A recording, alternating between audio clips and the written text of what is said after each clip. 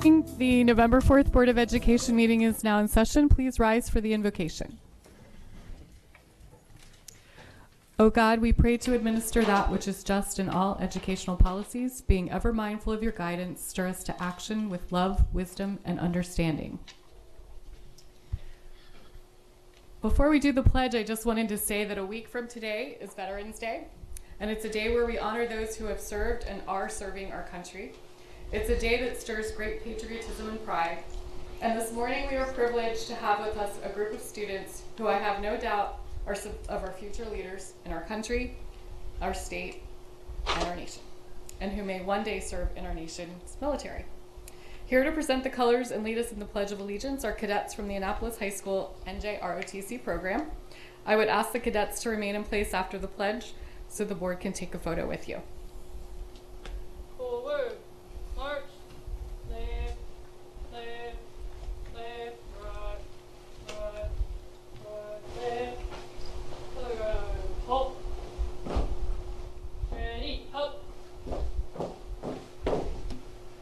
present, colors.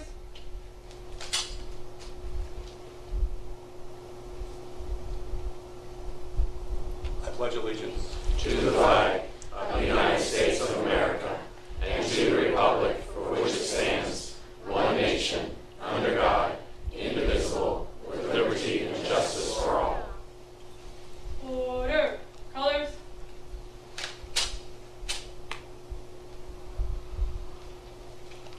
Back up a little bit too long.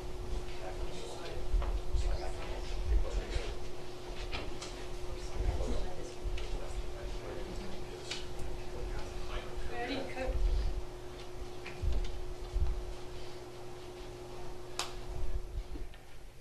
Dr. Frank and Ms. Ritchie, if you all can just kind of squeeze a little closer. Okay, everybody, here we go. We'll take 3 of them. Please wait, please.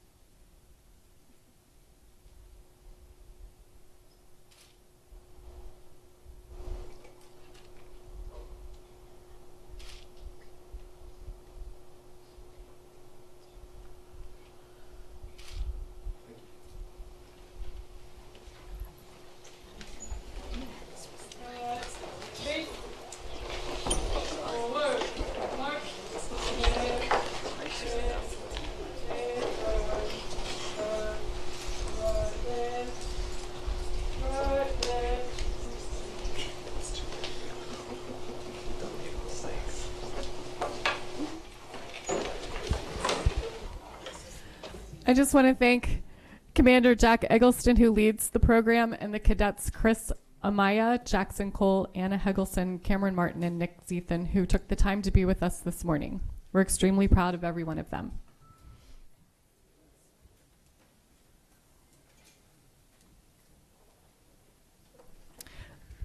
The next item on the agenda is item 2.03, approval of the minutes. Do I have a motion to approve the minutes? All those in favor? Motion passes 8-0-0. Item 2.04, establish agenda order, and the agenda stands as published. Item 2.05 are recognitions, and today we will recognize the Lakeshore and Severna Park Elementary Schools for receiving their 2015 National Blue Ribbon Awards.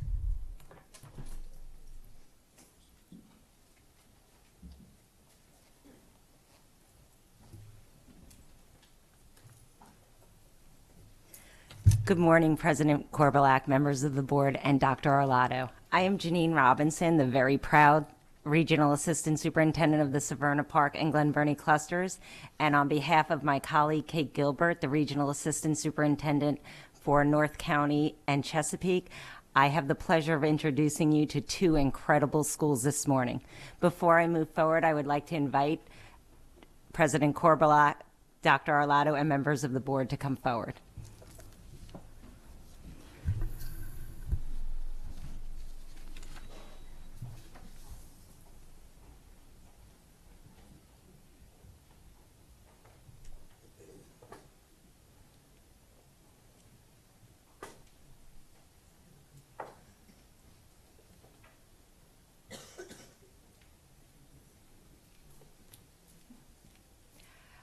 Earlier this year, our school system stood brightly in the national spotlight as one of the few in the country with multiple national blue ribbon schools.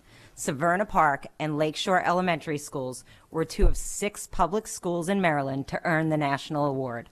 And we are the only school system in the state with multiple winners. National Blue Ribbon schools are awarded based on one of 2 criteria: the ability of schools with at least 40% of their students from disadvantaged backgrounds to dramatically improve student performance to high levels on state tests, or schools whose students, regardless of background, rank among their state's highest performing schools on state assessments. At Severna Park, more than 98% of students scored proficient or advanced on MSA Math and Reading in 2014. At Lake Shore, more than 96% of students scored proficient or advanced on the Reading MSA in 2014, and 93% did so in math. Both schools, as you can probably guess, have incredibly supportive communities and PTAs that go to great lengths to support students, teachers, and the school as a whole. As we know, parental involvement is a critical ingredient to student success. Members of both schools' staffs will represent their schools next week at the National Celebration of Blue Ribbon Schools. Today, however, it is our turn. As students, parents, and staff members, first from Severna Park and then from Lake Shore, come forward, please join me in congratulating them for the outstanding job they do every day.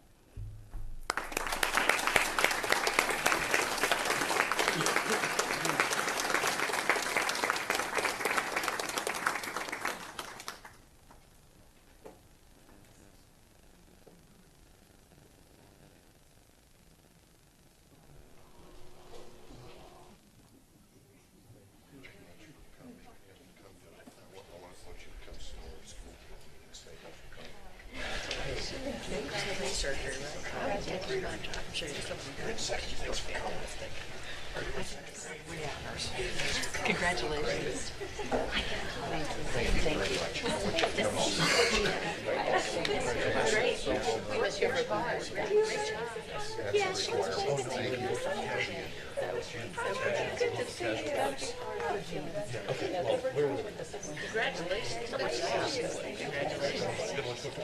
How are you?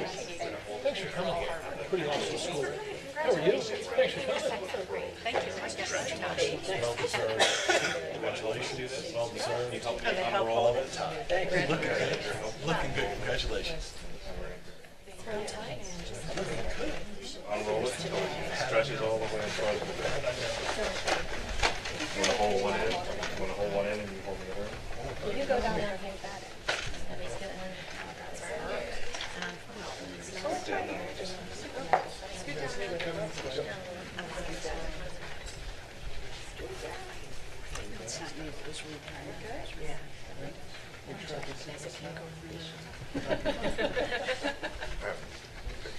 Yes, he was for a picture.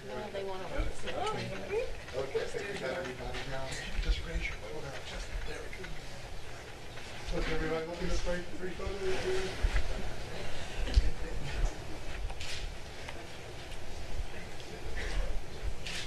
One more shot. Thank you.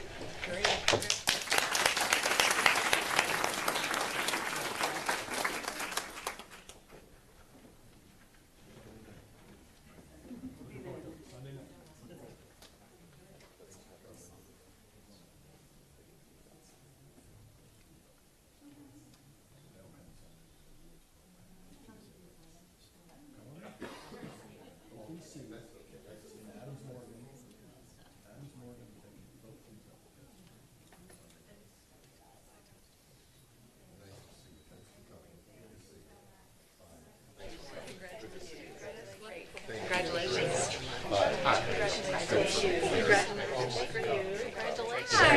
Particularly proud of this school.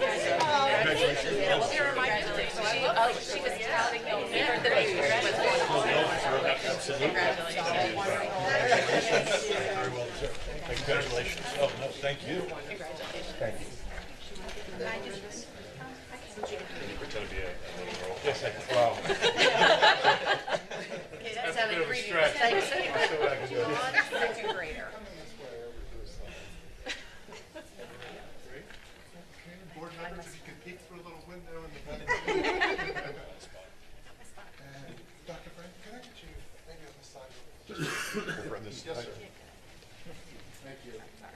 Okay, everybody looking this way. Very close.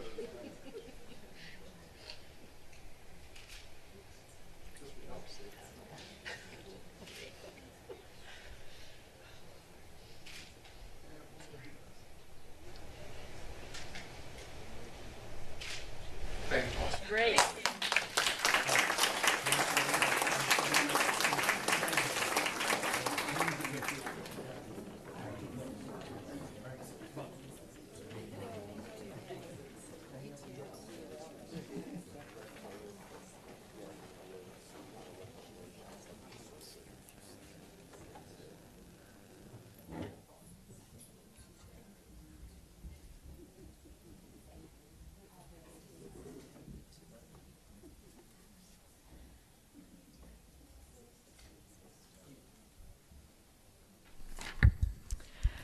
Our next item is 2.06, Educator of the Month. Mrs. Birch.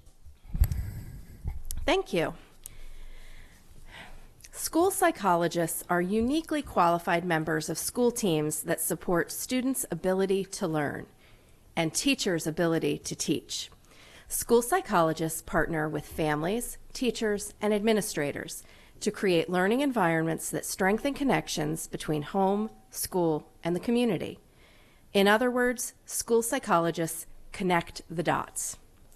In honor of School Psychology Awareness Week, November 9th through 13th, the theme of which is Connect the Dots and Thrive, the Board of Education is honored to recognize a school psychologist who has made a significant impression on the students and families within the South River community.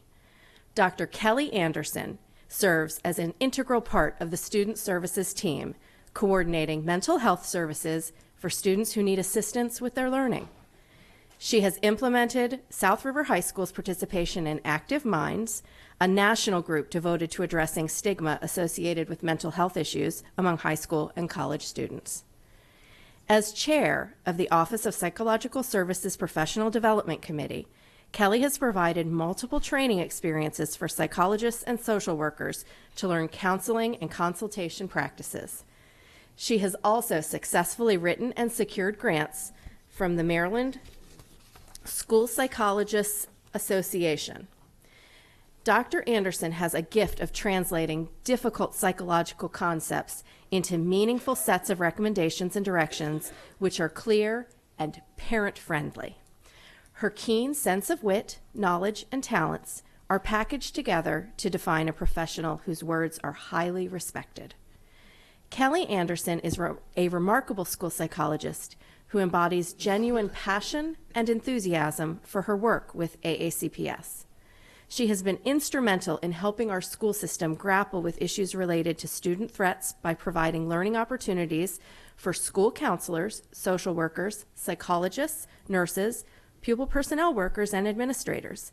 She understands that each of these professions play an important role in helping teens to respond to difficult situations and conflict in a healthy way. Her contributions in the area of threat determination are remarkable. Kelly Anderson, you are the perfect role model who demonstrates that continuous learning results in extraordinary and energized work performance. Your leadership strengths are magnified by your honest and caring approach.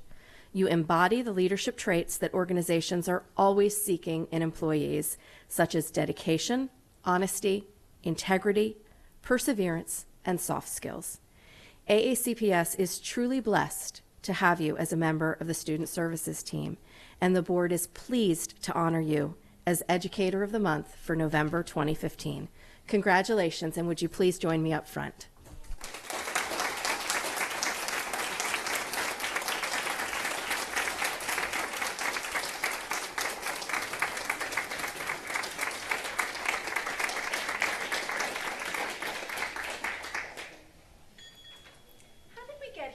Today? I am shocked. I am never surprised, and I had no idea. I thought I was coming to present on some information. So they did some psychological trick on Yes. you. And I fancy myself to be the best, but clearly I'm not because I am stunned. All right.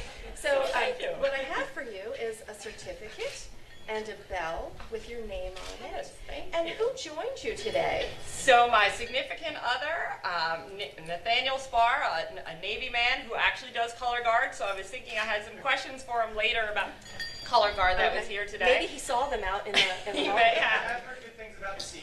Okay. And my dear friend and colleague, William Law, Okay. a social worker from Glendale Regional. Okay.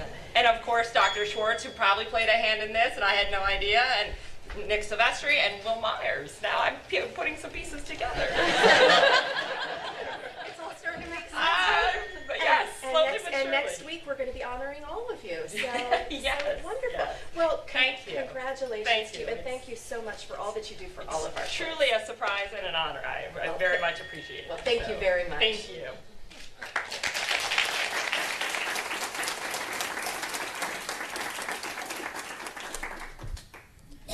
And we'll be taking more pictures at the break. Item 2.07 is the Employee of the Month, Mrs. Pickard. In a perfect world in Anne Arundel County Public Schools, when an amazing employee is assigned to 2 schools, the board would like to wave its magic wand and clone the employee so that each school could reap 100% of the benefits of the employee's excellent work product. Such is the case with Mr. George Guthrie, Technical Support Technician serving both Arnold and Belvedere Elementary Schools. Once the word got out last January that principals of both schools planned on nominating George for Employee of the Month, there was an overwhelming enthusiasm in support of the nomination. So much that teacher after teacher asked if they could provide personal input to the nomination form. So, Mr. Guthrie, the board would like to share with you this morning just what some of those teachers had to say about their favorite technology support technician. George is always willing to go that extra mile and to see that things work right. He is the hardest working lab tech I have ever met. Fantastic. I have such confidence in him that if I ever need anything, not only is he available, but he is so quick to get to whatever I need. George is a great partner. He keeps me informed on all the latest technology news so I can relay it to other teachers on the days he is at his other school. Mr. Guthrie is a very effective tech, but more importantly, he is patient and a wise teacher of technology. My experience with George is that he always finds the time to fix, assist, and educate me on any IT issue that I have ever had. He is empathetic to teachers' technology needs and takes all the time in the world to help tutor the teacher so we have a complete understanding of the process. He doesn't waste a single minute of his work time. George is known throughout both Arnold and Belvedere for his kindness, patience, and willingness to help staff and students. George Guthrie, you are an amazing problem solver. You will work tirelessly until you find the solution for any given problem. In addition to your technical know-how, you are kind, considerate, and approachable. You have the ability to make everyone feel comfortable with technology without making anyone feel challenged. Your positive outlook on life is contagious, and you are an incredible asset to Arnold and Belvedere Elementary Schools. So for these reasons and more, the Board of Education is honored to recognize you Employee of the Month for November 2015. Congratulations, and please join me up front.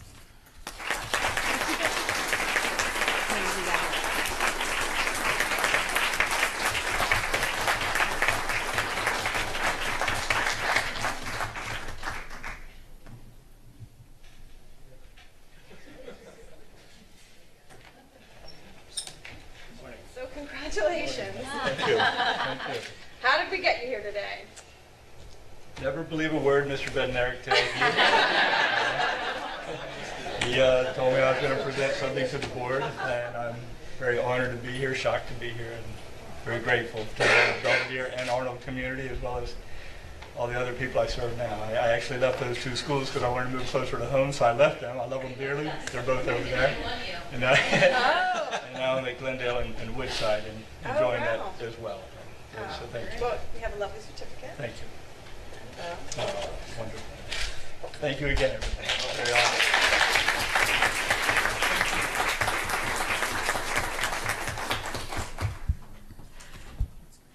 Item 2.08, Volunteer of the Month, Mrs. Nally.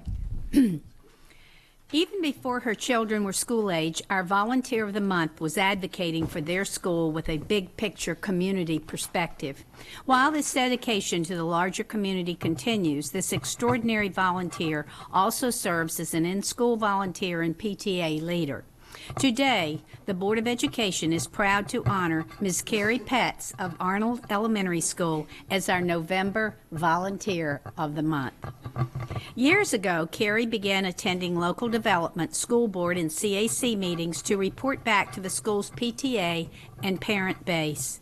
She successfully spearheaded efforts to install new sidewalks and crosswalks to enhance safety for children walking to Arnold Elementary School.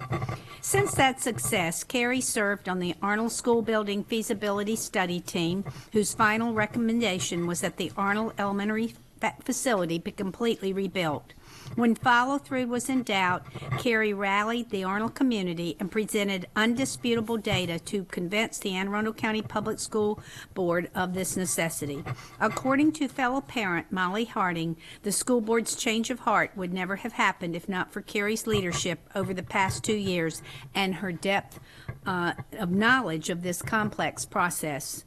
Even while pursuing the feasibility study behind the scenes, Carrie still made time for in-person volunteering as PTA president and attending school improvement meetings, where she's been a key contributor to developing ways to improve academic success for students of the free and reduced meals program. Thanks in no small part to Carrie, there are now enrichment programs such as reading buddies and homework to help to assist these students. Carrie is currently serving as the Parent Volunteer Coordinator at Arnold Elementary, utilizing her talent for identifying a person's interests and gifts to encourage them to participate in and develop new programs such as the successful Hero Boys Running Club that aided over 30 boys in training for their first 5K, and a beautiful mediation garden built by a mom who is a master gardener. It is through her deep connection to the families at Arnold and the relationship with staff that their confidence in programs Carrie supports that the whole community has benefited. Not surprisingly, Carrie Petz was a finalist for the 2015 MSDE Parent Involvement Matters Award. She is currently serving on the Superintendent's Parent Involvement Advisor Committee and is currently a Leadership Development Institute participant. Thank you for your service, Carrie. Would you please come forward with great appreciation? I would like to present this Volunteer of the Month certificate and bell.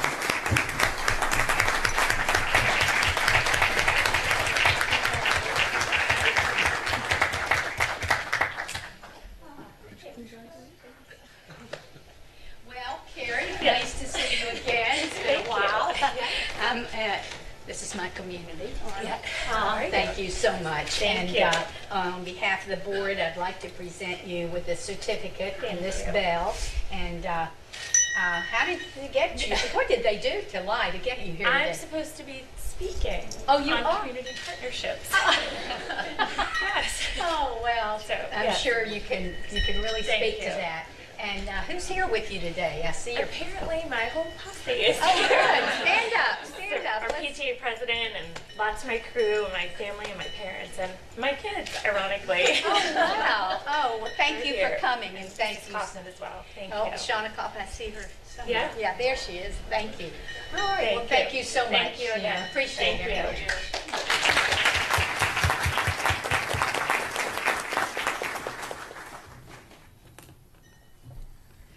The next item on the agenda is 2.09, School and Community Highlights. Mrs. Hummer.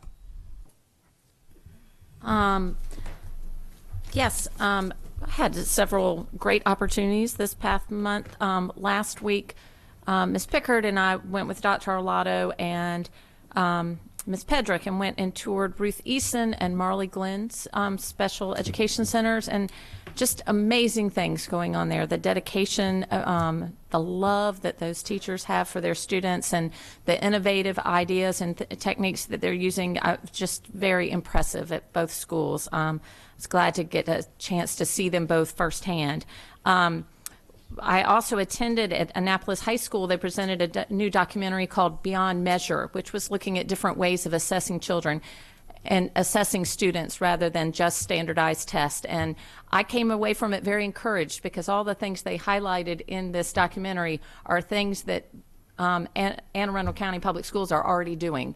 Project-based learning and our magnet programs and STEM things, and watching the things that were highlighted in that documentary, we are well on the way down the path for that, and it left me feeling like we are, just as I thought, on the cutting edge of educational innovations within education, and so I was glad to be a part of that. And I also got to, yesterday, I went to Monarch Global Academy and stood out with their PTA giving out donuts and coffee and dancing and karaoke to welcome the parents in the morning. And if you ever go out there, Donna O'Shea, the principal there, can do some mean karaoke. But we did, Ray Bebo was not tearing it up too much. He was singing a little, but we didn't quite get to see his dance moves, so maybe next time.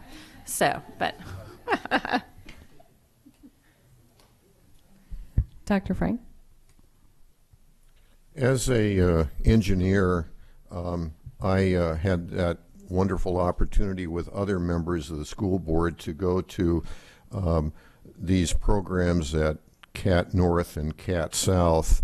And I must say, as my own limited experience in doing a little electrical work and heating, HVAC as they call it, and other things that need to be done at home, if you have an opportunity or a need to have someone work on your home, I hope they've gone to CAT North or CAT South, because it's a fantastic opportunity for those students and you, if you live in the community, to take advantage of what they've learned.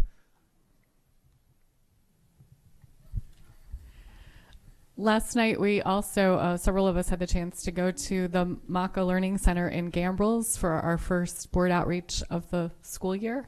And we just had a wonderful time sharing a meal with them and talking about concerns and issues in their community. And we're looking forward to our next outreach during Black History Month, sometime in February, weather permitting.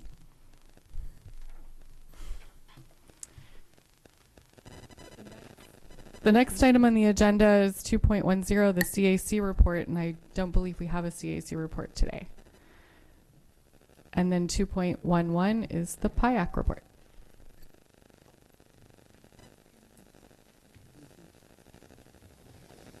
Good morning, President Korbelek, Vice President Nally, Superintendent Arlotto. My name is Carol Streeter, and members of the board. Apologize for that. My name is Carol Streeter, and I'm the president of the Parent Involvement Advisory Council. We had our first meeting a little over a month ago, and we were very excited to welcome new members to the organization. And thank you, Superintendent Arlotto, for coming and sharing your insight to our group. It definitely means a lot to us to be able to hear what's going on. One of the main things that we focus on in the council is how to get more parents involved, in the school system. And the way to do that through the communities is to make sure that we are aware of what's going on in the school system that matters to them. One way to get people excited and wanting to come help our schools is to find what talks to them. So what we did in our first meeting is we actually just did a brainstorming session. And in that session, we just asked everybody there, what are you hearing in the community, what's happening, what do they care about? And we just did a whiteboard session and we came up with a list, and we have 6 items on our list of what we're going to focus on this year. One is the school calendar development. Seems like a really easy thing, but as you know, and as I hear more and more about it, it's not an easy thing, and it's really important for us to understand so that we can take that out into the community and we can, dispel, some of the thoughts that people have. Another thing is transportation. That's interesting. It's important. People are curious about bus stop locations, bus stop supervision. Also when you talk about the school start time, the whole bus, the bus software that we have, all of that is information that we would like to get so that we can take that back out into the community. Curriculum. It's a large item to put on there, but we're specifically talking about a couple of years ago, STEM 6-7, STEM 7-8 math came in play. We'd like to see, where is that now? How is that working for everybody? And then maybe even link in the new K1 and what's going to roll out so that people are aware of what's coming. And then mental health, that's such a big big part of the community and what our kids are going through. When you can look at it from the school start time, some of the other items that we have in gender identity issues, anxiety, stress, and what's in the curriculum to help our kids with that. So just trying to, so that we understand what's going on. And then communication. Boy, I'm so involved in everything that happens in the school, yet I now have a high schooler for the first time this year, and I can't even figure out all of the different systems to use. So fortunately, she's my easy one. She has it all under control, but my son's in middle school and he's not. So if we can help get that information to the parents and then get that out into the community, I think that will help as well. And if we can give feedback, you know, what's working for us and what's not working for us. And then the final thing on our agenda, which is always important, is funding. You know, how is the budget put together? Because there's so many times that, you know, I'm sitting at a football game or at a band thing and I hear people complaining. And if we have that information and we know how it's done, we can get that out there and help maybe keep some phone calls down for you all. So we're really excited about this year. You know, 2015, 2016, looking forward to a good year. Last year, the weather wasn't kind to us, so we had to cancel 2 of our meetings. So we are hopeful that the weather is kind to us and we'll be able to have all these because we want all this information. Thank you. Thank you. We're going to take a short break for some pictures and we'll be back for public participation.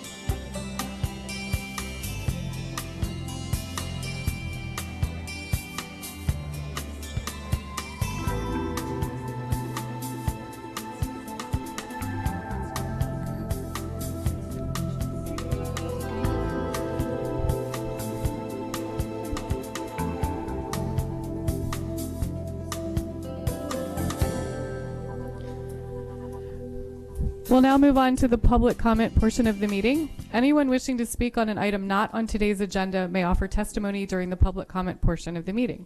Speakers will be allotted 3 minutes each, and the board asks that comments remain civil and appropriate for the various audiences that may be watching or viewing the meeting. Student-specific and personnel matters are confidential and cannot be discussed in this forum. This time is intended for speakers to voice their opinion and not necessarily as a question and answer period. Speakers may pose questions, but answers will be counted toward the 3-minute allotment. For the record, please give your name before speaking, and handouts should be given to the board assistant. I'll call the first 6 people. We have Matthew Nolte, Lisa Van Buskirk, Jeff McCrease, Craven Ingalls, Chris Leach, and Bill Jones.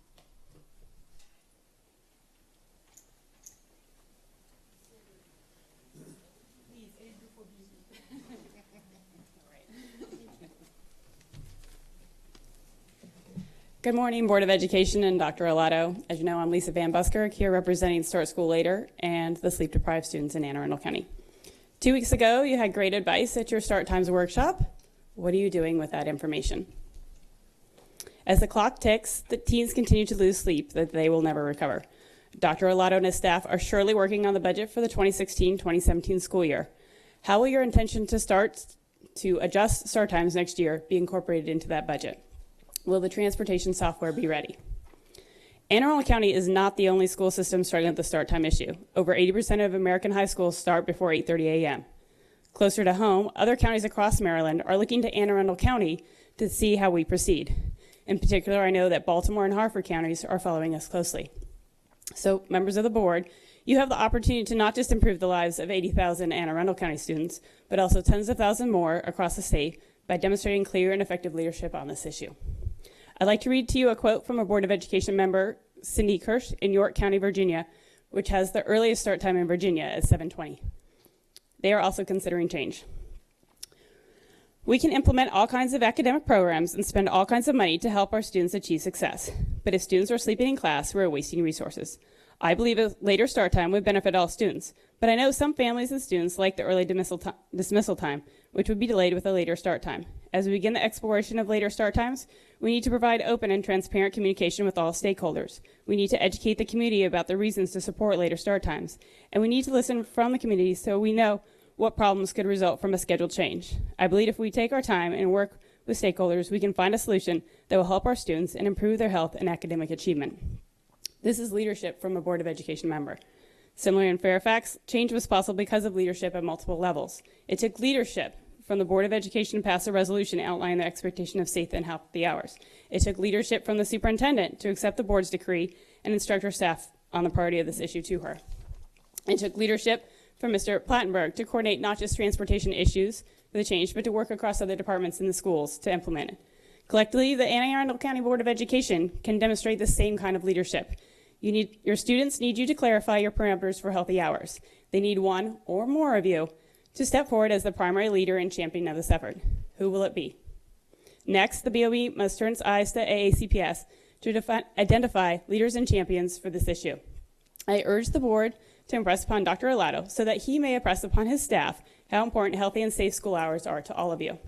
At the next level, the board must find someone within the AACPS willing to work across divisional boundaries, seek counsel from other jurisdictions, implement lesson learns, think through out-of-the-box solutions, and lead the necessary community engagement effort. Exhausted students and families are looking to the board and AACPS for leadership on this issue. Who of you will answer their plea? Thank you.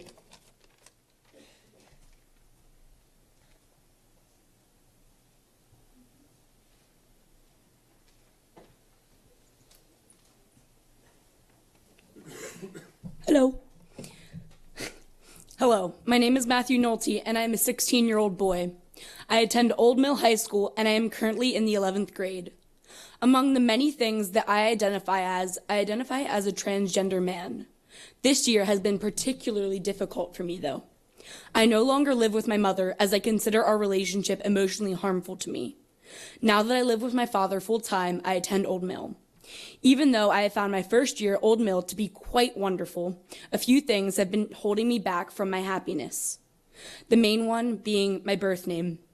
Because of this, Because of this fact that my mother still has primary custody over me, I am not yet able to legally change my name. When I am at school, this name that was assigned to me at birth follows me everywhere, from my grades, which I am quite proud of, to the attendance list that is called out every day. I feel that I can no longer bear hearing this name every day, so I have come to you with a proposal.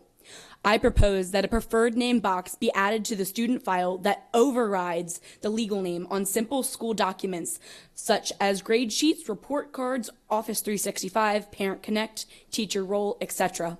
This box would only be used in special circumstances such as my own.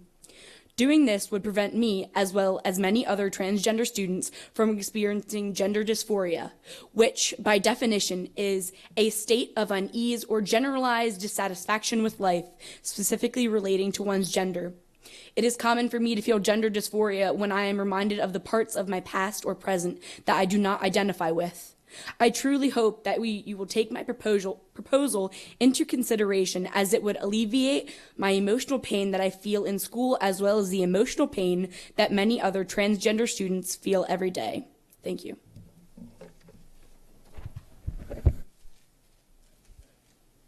Matthew, thank you for sharing. These are some issues regarding transgender that we are wrestling with. They're new for us as a large school system. And one of the things I'd like to do is invite you to join some of our conversations. Before you leave, would you touch base with Dr. Gail Cicero? She's waving her hand. Get you, if you'd be willing to share your contact information, and maybe you can help us out with some of these issues. And another thing is, I'm not a transgender. I am a transgender person. That is the proper use of the word. Just FYI.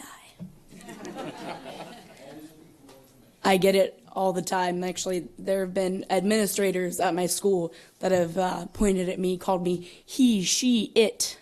So it's quite a problem. But, yeah.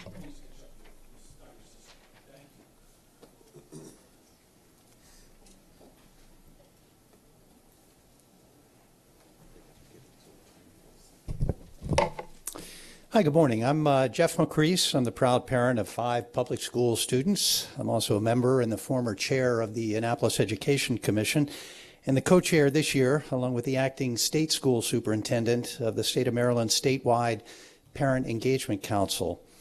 I'm here today to respectfully ask the board to redirect excess monies in the AACPS General Fund and to use them during this school year, 2015-2016, to immediately restore financial incentives for teachers who work in high-poverty schools, the so-called challenge schools.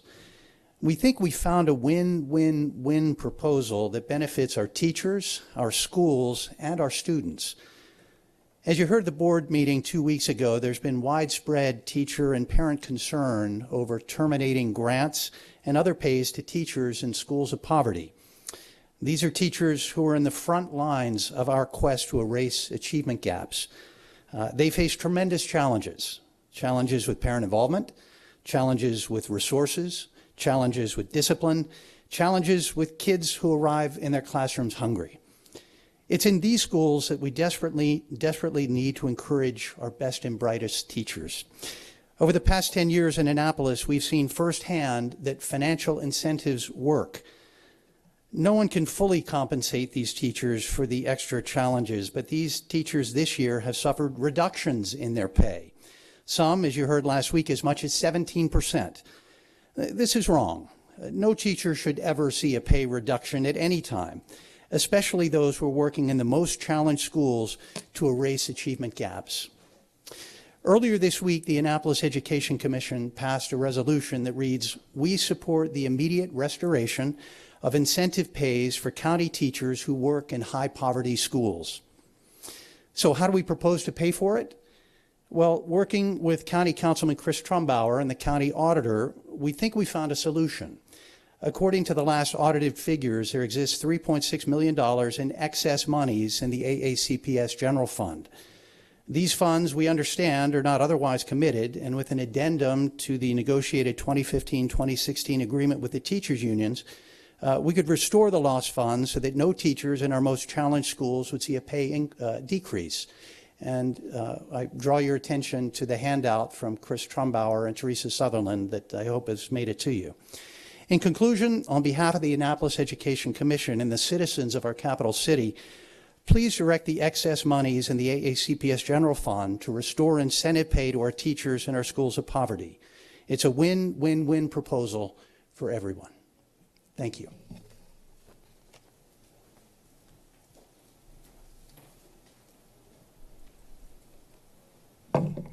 Good morning. I'm Craven Ingalls, and I'm the president of the Annapolis High School PTSA. On October 14th, the PTSA unanimously passed a resolution to support the continuation of the challenge school stipends and retention bonuses for high poverty schools. We believe that these measures are imperative to supporting the excellent and passionate teachers at Annapolis High School who work tirelessly to close the achievement gap.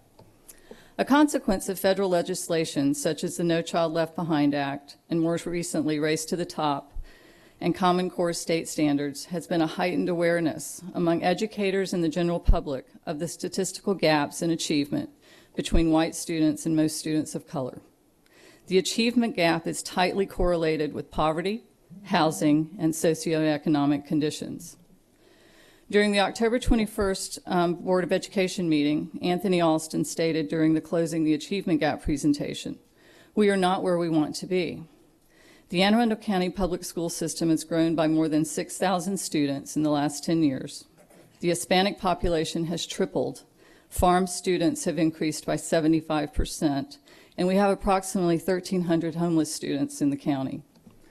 On October 26th, the mayor of Annapolis, Mike Panelides, penned an essay about Annapolis. There's no place like our city. Annapolis has earned numerous accolades and best of designations. One of the best state capitals to live in, our Main Street being listed in the top 5 most romantic main streets in the country.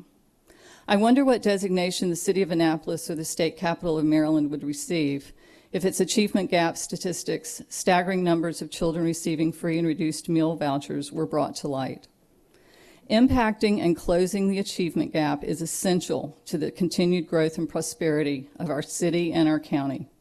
If our most needy students are not prepared for life after high school, the entire population of our beloved city suffers. We cannot risk sliding backwards with so much at stake.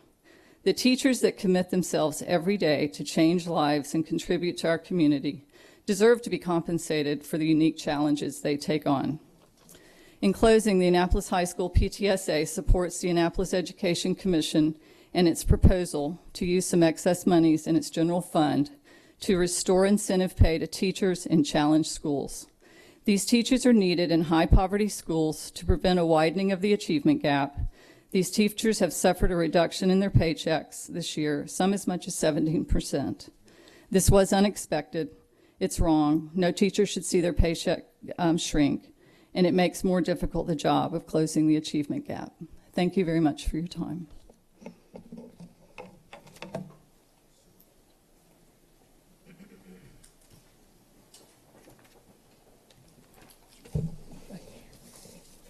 Hello, thank you for providing this forum. My name is Chris Leach, and I'm a parent of Annapolis High School senior. Debbie Ritchie may remember me as a frequent speaker of the board meetings when my children first enrolled in Anne Arundel County Public School 15 years ago. Not as much advocacy from the Annapolis feeder system back then, so I had to take up that role. Times have changed, as demonstrated by the 2 polished speakers that preceded me, and my apologies for not being as prepared, but I felt I had to sort of correct something from the last time I testified. Just a little history. I was fortunate enough to have the support in my family that I was able to work part-time, enabling me to volunteer in my children's school. I've been a treasurer, president of a PTA or a club organization for all but 2 of those 15 years. I've spent a great number of hours volunteering in Anne Arundel County Public Schools. I currently am the Sports Boosters treasurer, the Anne Arundel County PTA treasurer, and prom breakfast chair, while working full-time. So, my participation in middle and elementary school was substantially more. I spent a lot of time in the Annapolis cluster schools. I'm here today, as I plan on being here at every subsequent meeting for the rest of the school year, to highlight the dedication of the teachers at the Annapolis cluster, specifically Annapolis High School. Teachers in a high poverty school have so many more challenges that just don't exist in the regular schools. From a call to families to send supplies in with students to assistance needed for volunteering, that is something that just doesn't exist in high poverty schools.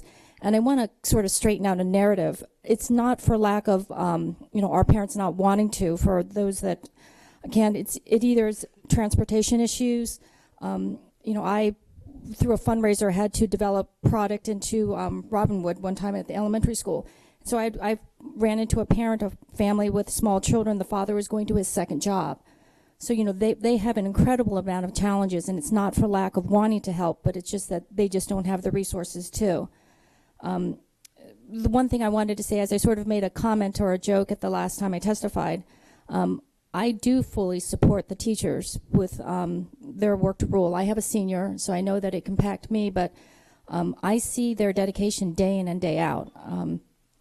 I testified for Mr. Gandhi, who's my daughter's AP physics teacher, to Mrs. O'Neill, who's the class rep for that class. I mean, they spent countless hours just helping out all of the children.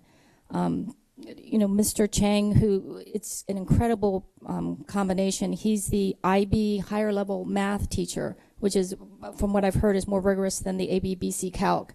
And he's also a JV football coach. And his poor daughter that had to attend all the lacrosse games, I've seen him in the stands. I mean, this is the dedication of all of the teachers. I just wanted to straighten that out and just let you know that, from somebody that spent countless hours there, that, they do too. Thank you.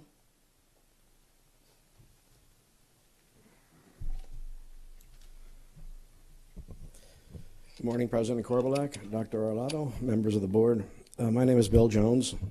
I'm the Executive Director of the Teachers Association of Anne Arundel County and the Chief Negotiator for the Teachers Association of Anne Arundel County and all the employees in Bargaining Unit 1, which is who we represent. I'm here to talk for just a minute about negotiations. I have a concern about the timeliness, and I'm not pointing fingers at the board. It's a problem both parties face. I also want to comment how easy it was to be the last one in line. I don't have to worry about who I follow. Last person standing would be me. Makes it convenient and easy. We have deadlines in our collective bargaining agreement that are there to prevent a situation that happens almost every time we negotiate. So I'm here not to find fault, but here to practice a fair notice is fair play type of practice. We're now in the month of November. We don't have a printed contract. We won't have a printed contract for probably another month at a minimum, and that's if we put it on the fast track. We would be probably fortunate to have a printed contract before the first semester is over, and in 6 months after that, the contract will be obsolete and outdated. We've already had our first session for FY17, introductory, no proposals passed. We have another one coming up later on this month. And there will be either in that one or the one after that we close the door for new proposals. We both anticipate very scarce resources coming from the county executive's office again. And we both anticipate that causing some difficulty in reaching agreement. The more scant the resources, the more difficulty we're going to have coming to a voluntary settlement. The more difficulty we have coming to a voluntary settlement, the more likely we'll have to make use of the impasse process and the mandatory mediation yet again. So those deadlines are becoming important. It's not an advantage to either party to have negotiations from one fiscal year intersecting, overlapping with another one. We've already had FY16 overlap with FY17. We don't want to see FY17 overlapping with FY18's negotiations. So, fair notice being fair play, we have negotiated procedures agreed to by both parties that both parties have been very flexible with. The first deadline is on non-compensation items were supposed to be done by December 31st. On all other items, we're supposed to be done by March 31st. I'm here to inform you and the board's chief negotiator, who is either in the room or listening in her office, and something they already heard in our introductory session. You cannot expect that type of flexibility this year. We're going to honor our deadlines. We're going to get through the process, and if impasse is required at the end of it, we'll be at impasse during the fiscal year and for the fiscal year that we're negotiating on, not intersecting and not having impasse after the next fiscal year has already begun. Thank you. Thank you. I have one other card, Shira Levy. Is there anyone else that would like to address the board at this time?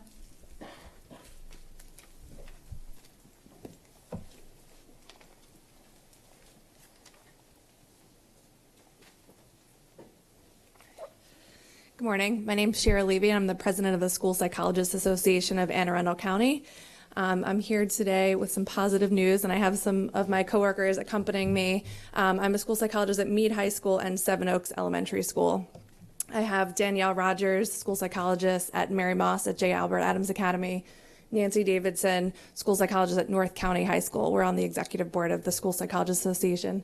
Also, Nick Silvestri, our resource psychologist, Barbara Schwartz, our coordinator of psychological services, and everyone knows Kelly Anderson, who got the Educator of the Award month award today. So actually, almost a year ago today, I was standing here testifying in front of you to advocate for additional school psychology positions. And as we heard from Kelly's amazing speech earlier, just the importance of school psychologists and the role that we play in the school system of helping our students access social emotional skills in order to remain resilient and to grow. So today, we're actually here in gratitude for you and President Korbelak. If we could come down to accept an award we have made for you, the Board of Education. It says, with gratitude, this recognition is presented by the Anne Arundel County Public Schools school psychologists to the Anne Arundel County Board of Education for their support of children's mental health, wellness, and achievement. And we just are so grateful for you with the support of our positions and changing the 210-day employees back to 12 months. So thank you very much.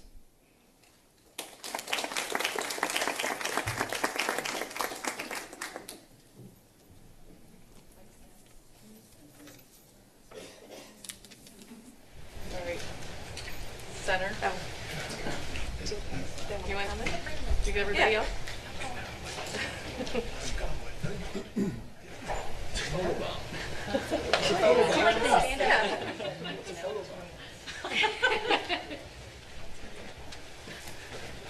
You guys lined up correctly. Want them to stand up?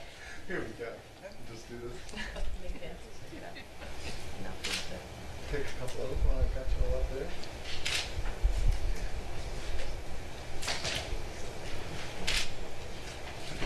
Thank you, guys.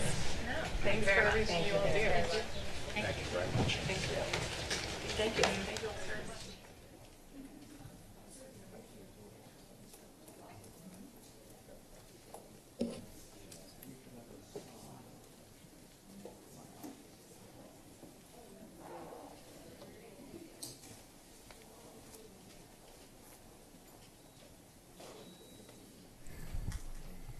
Thank you, everybody. Mrs. Burge. I have a follow-up question from some of the testimony for the superintendent. We had a lot of testimony asking us to do something different than has already been done for this year's contract, and I guess I have some process questions, if that's all right. Yes, ma'am. We were asked to amend the contract, and I don't know that there's really a process in place for us to do that. So I guess that's my first question. And the other question I have is I want to make sure TAC is the only one that can negotiate on behalf of the teachers. Is that correct? That's correct. Okay, so other parties can't come in and say, we want you to do this for teachers. TAC has to ask us to do things. Well, certainly people can advocate for teachers, right. Absolutely. But when it comes to negotiating salary, work hours, work year, those sorts of things, it all has to go through. We have to work through the TAC leadership to do okay. that, or any of the other unions, in if it were appropriate. Okay, so the board can't unilaterally decide to give more money to teachers for something unless it's in the contract. Correct. It has to be negotiated because it's a mandatory subject of bargaining. Correct. Okay, so just like we can't unilaterally decide to do something that would be negative for teachers, we also can't do something that's positive for teachers. Right. We unless couldn't it's in the contract. unilaterally pay them differently, nor pay a union member or selected union members additional work days. Okay. All that has to be negotiated. Okay, so that's not something the board can do on its own. It has to be done through regular negotiations. Correct. Okay. And I also have some questions about the general fund money that has been discussed as available. Can you explain to me, were you given access to the paperwork that I guess the people that testified, was that ever shared with you as to what money they were speaking of, that we have general fund money available to spend? No, the paperwork wasn't shared with me, but I knew of, there was apparently some emails that went back and forth between several members of the community, as well as Mr. Trumbauer and the county auditor. Okay. And I think some of my folks had seen some of that paperwork about a little over $3 million surplus. I don't know that we really ever have surpluses in terms of money that gets, after we balance out our books at the end of the fiscal year, and any monies that we didn't spend, say it was we didn't hire a number of teachers, or we didn't spend money in a particular category, rolls over into the next year to help pay our bills. And that's what that fund balance does for us. It moves forward into the next year. So it doesn't necessarily mean that it didn't have a place to go. It's just that on June 30, it didn't have a place to go. On Correct. July 1st, it may have had a place to go. Correct. Okay. Correct. And I also think that some of the recommendations that I heard about were to take additional money from our healthcare fund balance to refund these types of things. And I mean, I think we've already said that's always one-time money, so it's not a good idea to be spending one-time money that our teachers themselves invested in with their premium payments to pay for teacher raises. Correct. That's not something, and it's not new to this community. It's not new to this board to talk about the healthcare fund balance and using it to pay other bills. We spend upwards of $155 million a year as we're self-insured. And while there is balance left, we are purposeful in having that balance so that we can pay our medical bills as they come in from our employees. Okay. All right. Thank you for those clarifications, because I just wanted to be a little more clear on some of the things that were said earlier. Thank you so much. Yes, ma'am. Mrs. Hummer? Yes, I think they've already slipped out, but I wanted to speak to the psychologist who was here, Miss Levy. I've had personal interaction with because she was the psychologist at my children's elementary school, and now she's at Meade High School. And we all heard about Miss Anderson, who was named our Employee of the Month, and I just think the school psychologists do amazing jobs, and they are a lifeline for so many of our students, and so I want to thank them, and we are very grateful for all they do for us. Dr. Frank?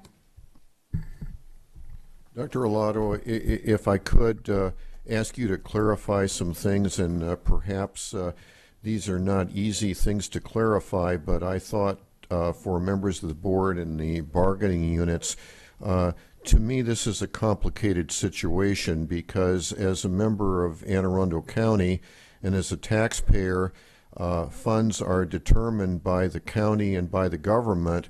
So to what extent, as a member of the school board and superintendent of schools, are we in a position to negotiate? Dr. Frank, maybe you'll have to clarify, negotiate what? Are we really in a position to provide additional salaries if those funds are not available to us? We are not, right? So we have just ratified a contract with our Teachers Association, and then we're going through the process with our other bargaining units. And once that has been ratified and approved by both sides, that's what we operate on for the next year or years, depending on whether it's a one-year or multi-year contract. So we've gone through that process in terms of the Teachers Association I think you're referring to. And so we now have a contract for this upcoming year, and that spells out the salary, benefits, work time, work year, all of that is spelled out for the current year. We have now, as Mr. Jones said, we've begun the process this month of negotiating for yet another contract that would take place a year from now. I think that clarification is useful for the public. Thank you very much. Mrs. Nally? To accommodate Mr. Blake's schedule, I move to take item 4.12 out of order and take it at the beginning of the action items. Is there a Have second? a second? All those in favor? Okay, we will take item 4.12. We're going to begin the action items now. It's the ratification of the negotiated agreement between the Board of Education and AACPS Local 1693. Dr. Arlato, your recommendation? Yes. I recommend the approval of the tentative agreement between the Board of Education and the American Federation of State, County, and Municipal Employees, AACPS Local 1693.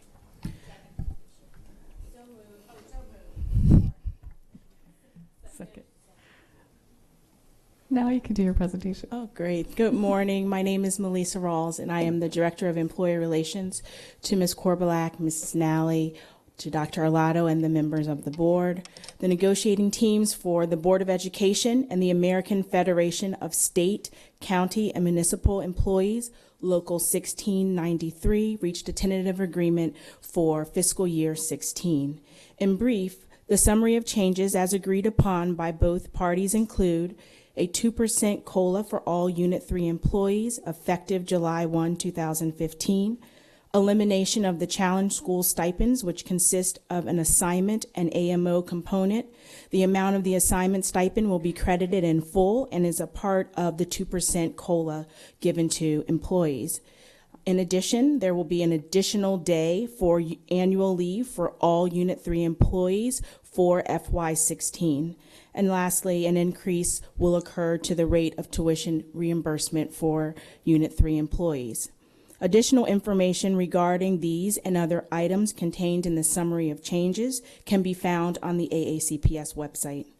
I would like to also take a moment to thank Corey Blake, the assistant to the executive director for AFSCME Council 67 and chief negotiator for Local 1693, and Roland Johnson, president of Local 1693, and the negotiating teams for their dedicated effort during FY16 negotiations. Together, we were able to reach an agreement which supports AFSCME members in their commitment to AACPS students, staff, and community. On November 1st, 2015, AFSCME ratified this agreement. As such, I respectfully request your approval and ratification of the noted summary of changes. Thank you.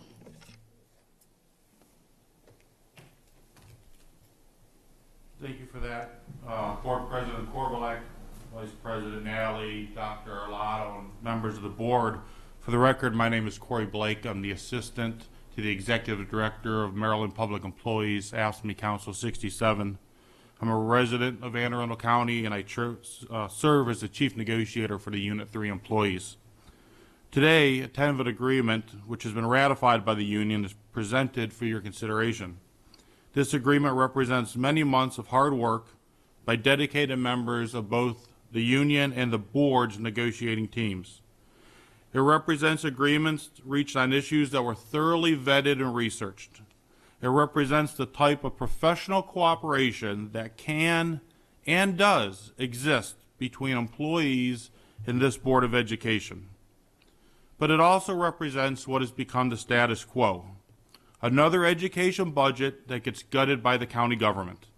Another year in which the compensation for employees does not get fully funded. Another year in which the greatest resource for our students' education, the employees of this school system, are left wanting. Yes, board employees, including the Unit 3 employees, are getting a 2% cost of living adjustment. But I would be remiss if I did not point out that a large percentage of this increase is self-funded by the employees themselves. A combination of money being shifted from the Healthcare Trust Fund and money being shifted from stipends to salaries helped get us to 2%. What does this mean for the average employee? It means they fall farther and farther behind. According to the Bureau of Labor Statistics, the employment cost index for this region from September 2014 through September 2015 increased by 2.8%. In other words, if employees' raises were left entirely to the free market, something you think that this county government would favor, then our employees would have gotten almost a full % higher increase in their wages. Over the last 10 years, the cost of living in Anne Arundel County has increased by roughly 28%, while employee cost of living adjustments have only increased by roughly 16%. At a year-to-year basis, this means that while it costs 2.7% more to live in this county, employees are only being compensated at 60% of that rate. Year after year, while the county government plays politics with the education budget, this union's members and your employees and the greatest advocates for our students' future fall farther and farther behind. This trend is unsustainable. At some point, your ability to hire and retain dedicated and competent employees will hit a wall. I pray that this will not happen. Our members pray that this not happen. But maybe most importantly, our students pray that this will not happen. In recent days, there's been no lack of media coverage concerning your ratification of bargaining agreements with other employee groups. A fierce debate has erupted concerning the ability of this system to hire and retain not only teachers, but all employees of this education system. When, during the course of this debate, students weighed in with their concerns, they were told by their government that you don't know what you're talking about, don't be another dumb kid. This last Monday, the state legislature renewed its call for the governor to release $68 million in surplus money and to fully fund the public schools. Yesterday, the governor's response was that teachers are failing at their jobs and schools are a mess. I feel confident in telling you that the best way to assure that we don't have dumb kids, to assure that our educators aren't failing, and to assure that our buildings are clean and secure is to make sure that your budgets are fully funded every year. You are the authority on education in this county, vetted by a dedicated and broad commission, appointed by the governor and accountable to the citizens. We must assure, for the sake of everyone, that we work together to assure that your ability to hire and retain the best possible employees is not infringed. Thank you. Thank you. I don't see any board questions or comments. Is there any public comment on this item? Okay, we have a motion on the floor that's been properly made and seconded. All those in favor of ratifying the agreement? Motion passes 9-0-0. Thank you. Thank you.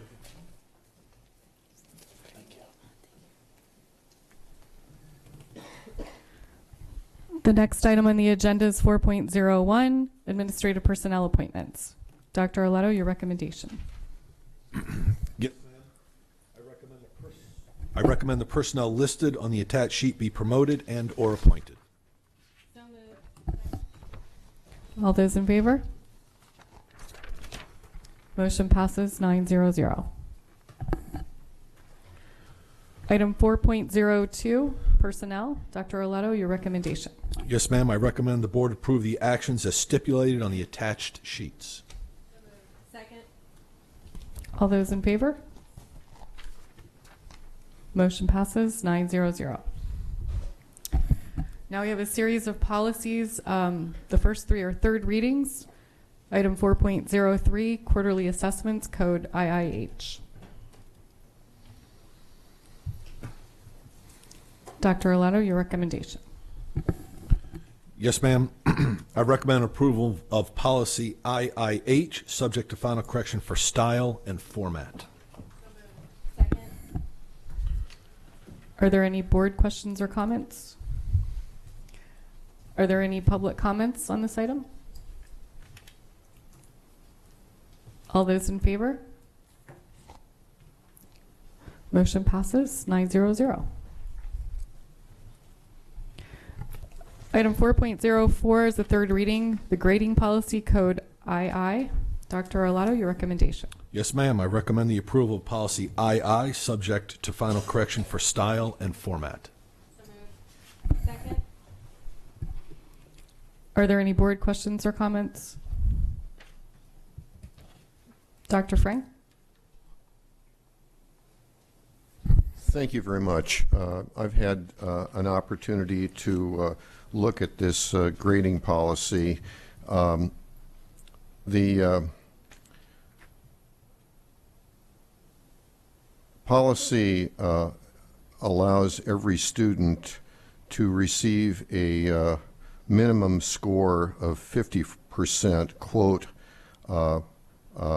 if they try, unquote, lowering the standards for parents and students. I will vote no on this. Mrs. Birch? Dr. Frank, that's actually existing policy. This doesn't change that. Am I correct? Yes. So whether you vote yes or no, that already exists. I understand that. I will vote no. And just to clarify, it's our understanding that this policy is before us today to address the quarterly assessments that we just passed, and we will, right, and we will be looking at this more in detail, some of the other issues later. That's correct. Okay. Mrs. Ritchie? And this policy, along with all the other policies that would come up, are all on the line for public comment. Did we receive any public comment of any sorts to this policy? Just related to the quarterly assessments, they were sort of, the comments couldn't be taken out because they talked about grading within, but all was related to quarterly assessments and the change from semester exams to quarterly assessments. Right, but as soon as you release this policy, then anybody could comment on anything they wanted, whether it was relevant to what we were doing or not. They could make comments about that and, you know, and so forth. So the really it had to do with the, because that's what we opened it up for. And I know we got a lot of comments on the high school assessment piece itself, the quarterly assessment, that policy, but this policy in particular, there weren't anybody that brought forward any concerns. Not on the particular issue that was just raised. Because this has been a well-vetted policy that we went through a lot of process. Can't remember, dates are not good for me, like 2 years ago and stuff like that. We went through a whole big process with this and so forth. All right, thank you. Is there any public comment on this item? All those in favor? Motion passes, or all those opposed? Motion passes 8-1. Item 4.05 is high school courses taken by middle school students, policy IIF. Dr. Arlato, your recommendation. Yes, ma'am. I recommend that the board approve policy IIF, subject to final correction for style and format. So moved. Second. Is there any public comment on this item? Mrs. Birch?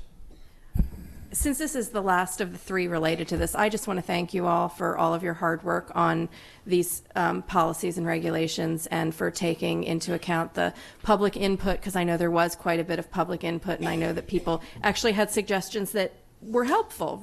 So, just to let people know that we really do look at what they say and take it into consideration and make changes to our policies and regulations based on what they say.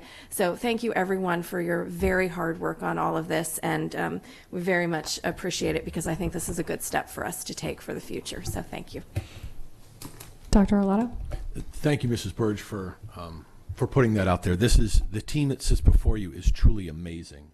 And to get where we are with quarterly assessments and making the adjustments and moving the school system forward, this is well over a year's worth of work and ideas, and not just this team, but throughout this building.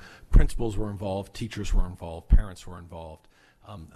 We even talked to a number of other counties and the work that they're doing in this area. So I just, again, I want to reiterate thank you to this amazing team. We did have a question last night when we were at our community outreach. When does the quarterly assessment officially begin countywide? It officially begins countywide as stated in the policy and regulation for the 16-17 school year. Thank you. Any other public comment or questions? All those in favor? Motion passes 9-0-0. Thank you. Now we have a series of first readings, new policies up for review. Item 4.06 is an information item, workdays, holidays, special observances, policy GAH. Thank you. The School and Family Partnerships Office and the Division of Human Resources bring policy GAH, workdays, holiday special observances, to you for first reading. The policy was last updated November 7th, 1990, and the updated policy provides the scheduled holidays and observances when Anne Arundel County Public Schools and offices shall close. This policy, like our others, will be posted on our website for 30 days for public comment, and we welcome any questions you have related to it. Mrs. Ritchie? This, the holiday schedule always seems to be a controversial piece, and so I'm anticipating that maybe, people may send in information and say, well, we want this and we want that and so forth. And I know that there is a process that we look at that, first off, there are certain holidays that we're dictated to by the state. For instance, for the Easter holiday or the Easter area, that we have to have the Friday and the Monday. We can't open schools. That's the state has dictated that. We're a state agency, and so therefore we're closed. So Veterans Day is not one of those holidays that's dictated by the states, and we make that decision that we're going to stay open, and we do a lot of celebrations, and it also provides the opportunity for a lot of federal parents to be able to come on days that maybe they wouldn't be able to come in before. And that's a decision that we make through the calendar committee each year. I think we have a discussion whether that's going to be one of those things. So when you look at observations of significant dates, okay, let's put it that way instead of calling them holidays, because Veterans Day is not necessarily a holiday. So when we look at, we have a lot of different religions in our county for which we can be thankful for, and a lot of different diversity.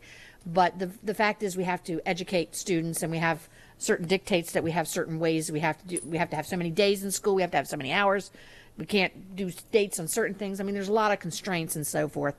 So when we're looking at holidays, specifically as they relate to religions, one of the things I think, and correct me please if I'm wrong, is that we look at the percentage of teachers and students who have requested substitutes or will be missing on that day, but that will help to lead to some of our decisions on whether to close the schools. Is that pretty fair to say? Yes. Okay. Well, the reason I say that is because people will say, again, last night when we were at, they would talk about Eid, which is a religious observance for them, and so they're upset that the students, we don't close schools, and the fact is that it's a very small majority of people who are Muslim who represent that, or any religion other than some of the ones we've recognized here. So if that became something in our county that became a growing concern in terms of our teachers and in terms of students, but we've also taken a concession that students won't be tested. We won't provide any major testing on those days. And we can do that. We can work around those kind of things. We can so we won't do any high school assessments. We won't do any quarterly exams on those days that we know have been recognized as holy days for this religion or for. And that's outlined on the calendar. Yeah. So we make concessions that way, but we can't close a school system for less than 1% of people who would be absent, and they also, that absent doesn't count against them. Correct. So we use the term a significant disruption because of there we go. attendance. So if it were deemed a significant disruption because a very high number of students were absent, then we have to look at do we need to really make it a holiday? Of course, any day we take out as a holiday is something that's got to be added to the front end or the back end of the calendar, and that brings up its own issues, which Ms. Tudor can talk to at great length. Right. So, but in More than terms you want of to know. in terms of observances for families that are not in the majority, if you will, to use those terms that you used earlier, we do want to make concessions to those students that they are excused absences, that we publish that they are not testing days so the students aren't missing anything significant in school. We want to work with those families and those groups as best we can on an individual basis. Right. But I just want to make it, I think because I think that when people understand the process, when we explained the process last night, it was a matter of, oh, okay, now they know how that, it wasn't just arbitrarily. We didn't just arbitrarily pick a day that we were going to, give off and do those things. And so I think that it's helpful to be able to understand the process of how that occurs, and that there are, we want to be respectful, but we also have a job, if you will, of providing an education. And the state says we have to have so many days in school, and and right now we're dealing with, do we want to come to school before Labor Day? But that's a whole nother ball of wax there. So We're not going to talk about that now.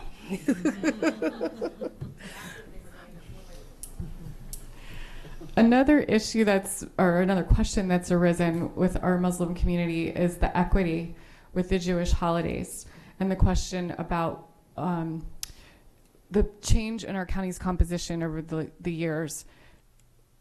Do we have an equally significant disruption, or do we have less of a significant disruption with our Jewish holidays than we did perhaps when we first decided to offer them as holidays and closing schools, versus should we be open on those days and just make those excused absences and non-testing days as well? That's a question we're starting to hear from the community. And that question came up very strongly at the calendar committee as well. We did not change anything, as you'll see when we bring the calendar forward at the next board meeting, but it was very strong at the calendar committee. They wanted, one of the issues is because we have had the holidays off for a significant amount of time now, we don't have that data, and we also don't ask that information, so we don't know the percentages of our teachers that are of that religion or our students, and we don't know now what the percentages were. At the time that we closed, we were having a disruption, and that's why we closed. But people are asking, has it changed significantly? Should we still have both? Should we maybe only have one? Should we alternate like some counties do and do Yom Kippur one year and Rosh Hashanah one year, or just do Yom Kippur? All those questions come up every year, and that's something that as a board you would have to make a decision. At the calendar committee, we did decide that for the 16-17 we're going to present it to you the same way we have with those 2 days as off, but they would like to, for the 17-18, to be able to discuss that and maybe make some different decisions. And I just was going to actually in 2 weeks talk to you about that and see what your feelings were. Yeah, like Mrs. Ritchie said, that once we explained the significant disruption and how it was determined that the Eid holidays would be excused absences and no testing days, they understood that, but they wanted the equity with some of the other religions. And within the calendar committee, it was very much depending on where that member taught, or where the parent was, their children went to school. Some people said to us, my particular school, it would be a huge disruption.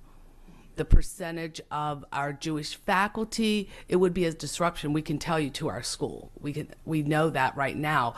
But then others said, well, we wouldn't even notice it at our school. So it really, we just don't have the data any longer because we have done it such a long time.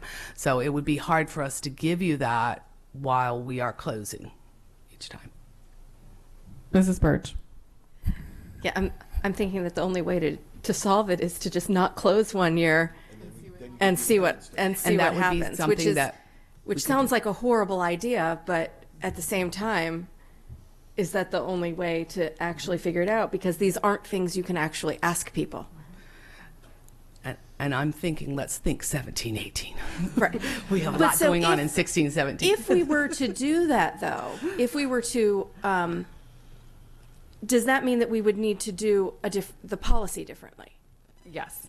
Okay, so because this is currently the way the policies at first read, unless we make some amendments through the 3 reading process, is that we are closed during those days. So we would need to change it to a may close instead of a shall close. Yes. Okay, so this is something we need to be thinking about in the next several weeks. Yes. And it would be interesting to see what. Okay, so that's something we need to be thinking about. Okay, thank you. And the calendar itself, if we made those changes, would go out for public comment as well, correct? Right. So we could try to solicit some feedback that way. Dr. Frank?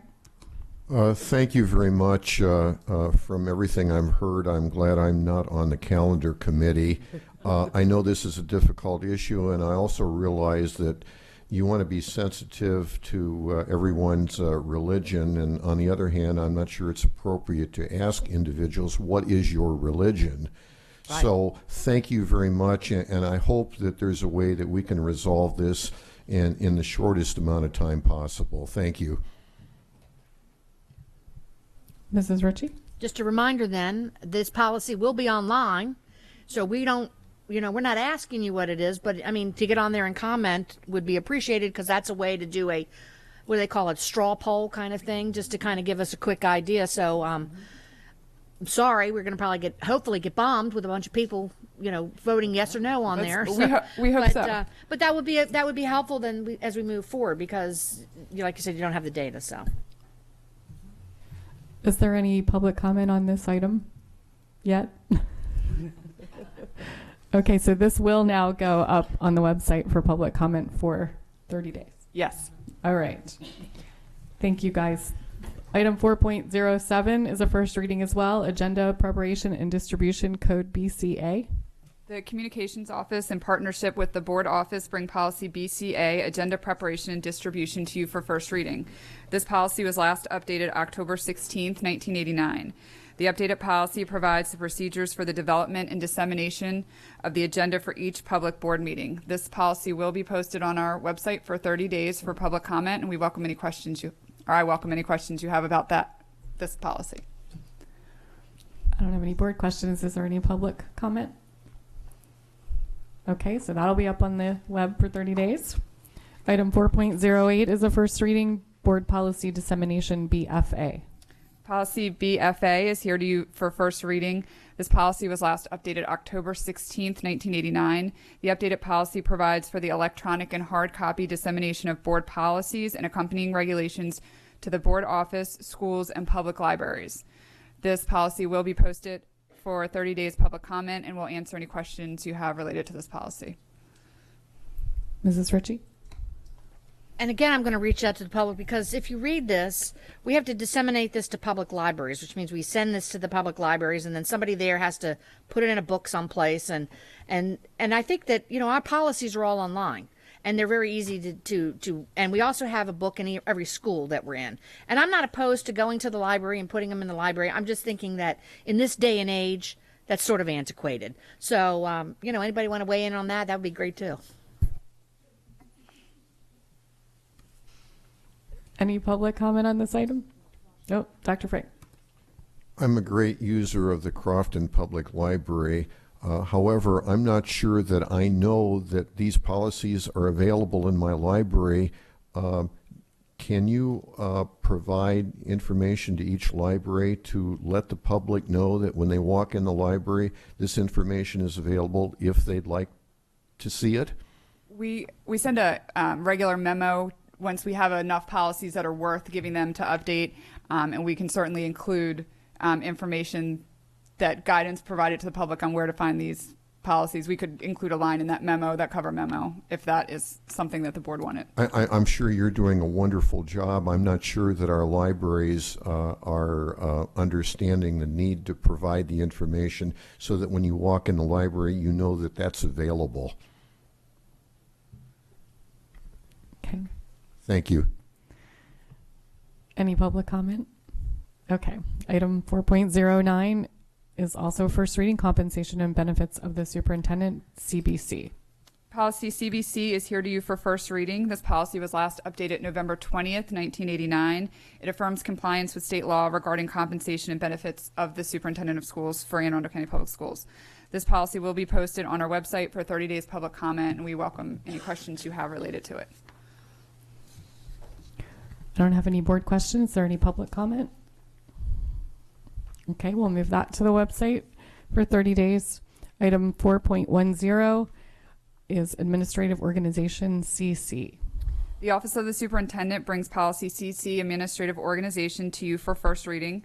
The policy was last updated September 4th, 1996. This policy provides information regarding the organizational chart that is provided to the board and posted publicly on our website. The policy will be posted on our website for 30 days public comment. We will answer any questions you have related to this policy. I don't have any board questions. Is there any public comment? Okay, we'll move that to the internet for public comment. The next item on the agenda is item 4.11. This is an information to action item, the 2016 legislative program. Do I have a motion to move this from information to action? All those in favor? We now have an action item. Dr. Arlato, your recommendation. Yes, ma'am. I recommend approval of the 2016 legislative program. So moved. And we have a presentation. Brief comments. It is my pleasure to bring to you our recommended 2016 legislative program. While it's only November, the first day of session when the General Assembly convenes will be here before you know it. It is January 13th through April 11th, if anyone's wondering. This document provides a comprehensive overview of the board's position on topics that impact public schools and education in Maryland. This program serves many purposes during the legislative session and throughout the school year. Before session begins, this program is sent to our elected officials to provide them with background and positions of our school system so they are aware of board stances when they are drafting, amending, and voting on bills.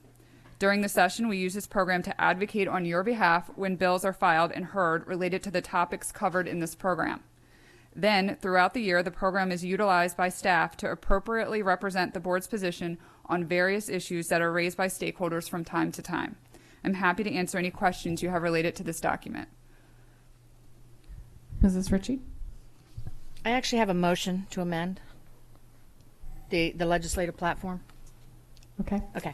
I move that on page 24, teachers and instructional personnel, in the introduction to add the following after teaching force, which is directly impacted by the school system's ability to recruit and retain high-quality teachers and educators. And to add an additional bullet under AACPS supports, enticements, initiatives, and other measures designed to make it easier and more affordable for teachers and other educators to purchase homes in Anne Arundel County, thus being closer to and more involved in the communities in which they work. Can I get a second? Okay. Do we have a second? All right, we have a second. Can I speak to the motion? You've heard me speak a lot about affordable housing. I'm going to call it affordable housing instead of workforce housing because, as we learned today, appropriate terms are correct, and so that is the appropriate term that people are using, affordable housing. Affordable housing came about like in 1974 and happened to be in like Colorado in a ski resort where people who worked at the ski resorts couldn't necessarily live there because it was too expensive for them to live.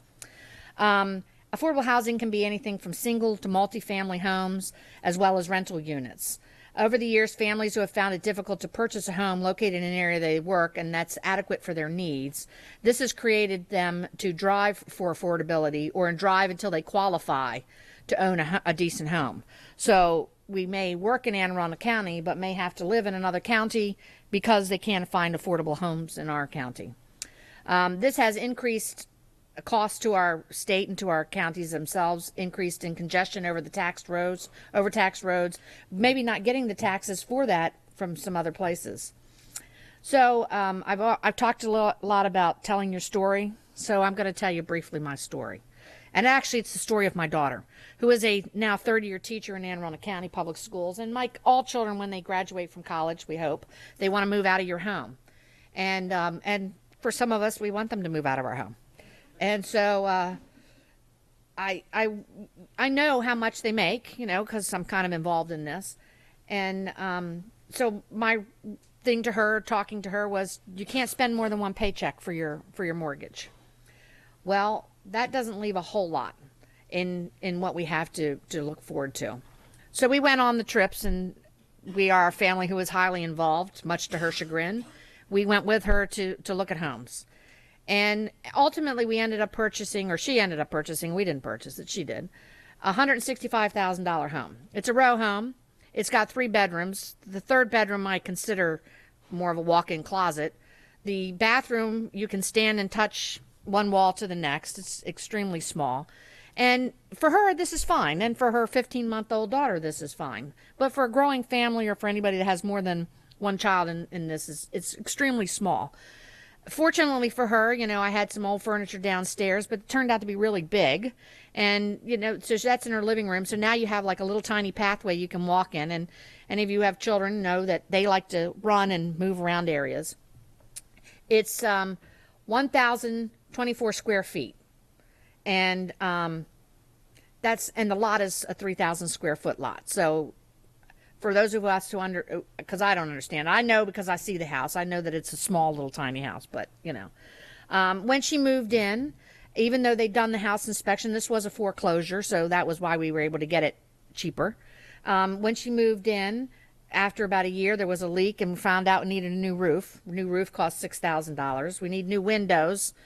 I'm not sure how much that's going to cost. The drain backed up where the septic rolls out in the thing, and thank goodness my brother-in-law's a plumber and had the stuff that they were able to do the plumbing for. Because of those things all added up. Now, she did get a little break because Teachers Association does work with the realtor Keller Williams, and they reduced some fees, but not enough that really made a difference.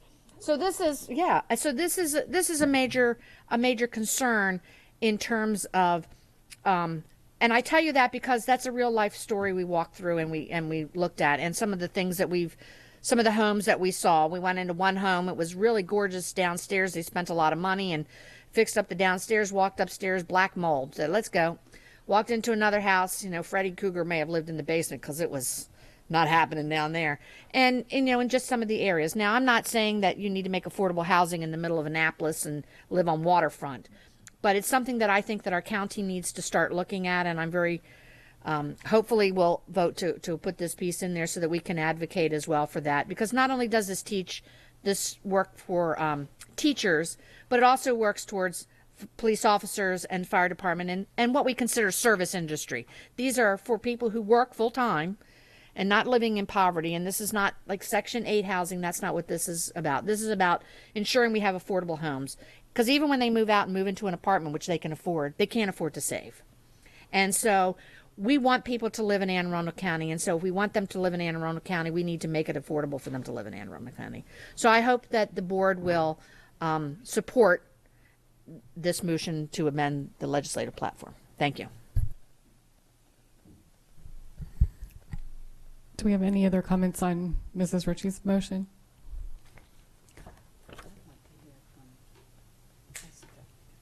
Okay. I'd like to hear your opinion on this, financial, or what do you see as about this motion? I think one of our interests, well, let me just start off by saying Mrs. Ritchie's amendment, I think, supports where we are as a system anyway in recruitment and retention efforts of our teachers. And one of the things that we talk about in here is we want high quality teachers. We know that's going to directly impact our students in the classroom. So I think the message of how other ways that we can support our teachers and make sure we have the best teachers in the classroom that are not distracted by the leaky roof and everything else, that we can get them in a good situation. I think that aligns with the purpose, intent, and spirit of this program. I have a question on a different page on the school nutrition and health. Yes. Do we? But she was just talking about voting on the whole thing. No, we have to address for amendment. Okay. And then we can amend other ones if we need to. Okay. Is there any public comment on the amendment to the teachers and instructional personnel page? Okay, all those in favor? All those opposed?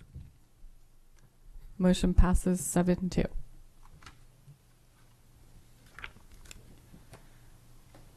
I have a question, and I don't know if you can answer it. Okay. The items in red on school nutrition and health, these foods must meet a set of nutrient standards, including fats, sodiums, and calories. I'm just curious where the county is or where the nutrition standards are with sugar. I definitely cannot answer that question. I'm sure Jody Rissy could, but I can't. I will tell you. Oh, she's here. Oh. I would have called her if I knew she was here. It's on page 19. Yeah. Did you hear the vote?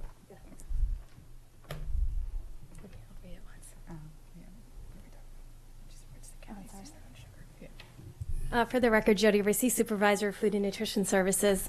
What we look at, USDA mandates what we look at nutritionally, so they're the items that we listed. Sugars aren't pulled out separately, so when we look at total calories, that's part of that equation, but not part of each individual item or sugars being separate as a nutrient. So we're just following the USDA. USDA, how they're labeling and looking at correct nutrition. Mhm. Okay. As well as MSD. So we look at sugar, but it's a bigger component. We look at calories total. Okay. Do we have any other questions? Is there any public comment on the legislative program? Dr. Frank? Can you help us, and maybe this is not a simple question, but I would like to hope we can provide and include the best and the brightest to come to our school system. Can you help us figure out what it's going to take so that we can get the best and the brightest to come here? As an individual, no, but I think that there's a team of individuals that work hard on that every day. So I think that that is the ultimate goal of the school system. I certainly would like to hear at some time a response to that and do whatever I can to see that we accomplish that. All right, all those in favor of the 2016 legislative program as amended. Motion passes 900. Thank you.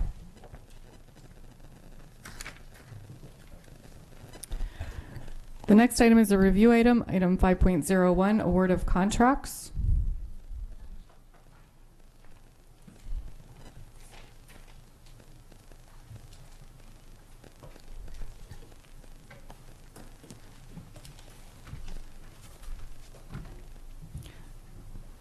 Mrs. Burge has a question for you. What is baseball diamond mix? So as, for the record, Alex Shackno, Chief Operating Officer. For baseball infield mix, we need to have a different type of dirt and clay product to allow the water to percolate down through more rapidly than what the conventional soil is. So our baseball diamonds are actually dug out to a certain depth and then replaced with a soil that's highly prevalent and prone to producing good drainage, so that it doesn't wind up becoming a mud pit to start with, and then after a rain event, it also dries out much quicker, so we can get back on that playable surface much quicker than we would with the native soil that would have occurred at that high school site. You learn something new every day. Thank you very much. Mrs. Summer. When Duke's Root Control comes out and use their Duke's foaming root control service, I want to come watch. I want to see what that is. I can guarantee you will only do that once in your life. Okay, the next and last items on the agenda are items 6.01 to 6.02, award of contracts. This is an information to action item. Do I have a motion to bundle these and move them from information to action? All those in favor? We now have an action item. Dr. Olato, your recommendation.